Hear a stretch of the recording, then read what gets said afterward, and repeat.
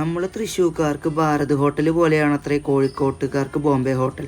എന്നാ ഒന്ന് ട്രൈ ചെയ്യണ്ടേ? അങ്ങനെ ക്ലാസ് കഴിഞ്ഞപ്പോൾ നേരെ വിട്ടു കോഴിക്കോട് ബീച്ചിൻ്റെ അടുത്തുള്ള ബോംബെ ഹോട്ടലിലേക്ക്. ചെന്നപ്പോഴേ അവിടെ നല്ല തിരക്കുണ്ടായിരുന്നു. അതുപോലെ തന്നെ മനോഹരമായ എണ്ണക്കടികളും അവിടെ ചില്ലുംകൂട്ടിലുണ്ട്. ചായയാണ് അവിടുത്തെ മെയിൻ. അങ്ങനെ ഒരു ചായയും ഏലാഞ്ചിയും വെജ് പപ്സും ഓർഡർ ചെയ്തു. കാണാനൊക്കെ അടിപൊളി, പക്ഷേ 5ൻ്റെ പൈസക്കില്ല കടികൾ. ചായയാണ് മെയിൻ എന്ന് പറഞ്ഞല്ലോ.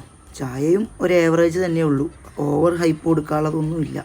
പിന്നെ പറഞ്ഞു പഴകിയ കഥകളിലെ ഒരു ഉഗ്രൻ ചായ, അത്രമാത്രം. അങ്ങനെ എൻ്റെ അപ്പുറത്തിരിക്കുന്ന ടേബിളിലെ ആളുകൾ സ്വാദോടുകൂടി കഴിക്കുന്ന ഈ ഒരു ഐറ്റം ഞാനൊന്ന് ഓർഡർ ചെയ്ത് നോക്കി.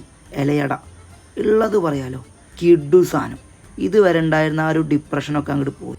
പഴത്തിൻ്റെയും ശർക്കരയുടെയും തേങ്ങയുടെയും ഒരു കിഡു കോമ്പിനേഷനാണ് ഈ ഒരു ഐറ്റം. കൂട്ടത്തിൽ ആ വാടിയ ഇലയുടെ ഒരു സ്വാദും. അങ്ങനെ അവസാനത്തെ ആ ഒരു ചായയും കൂടി സിപ്പടിച്ച് നമ്മൾ ബില്ല് കണ്ട് കണ്ണും തള്ളി ഇവിടുന്നാണ് പോകട്ടോ.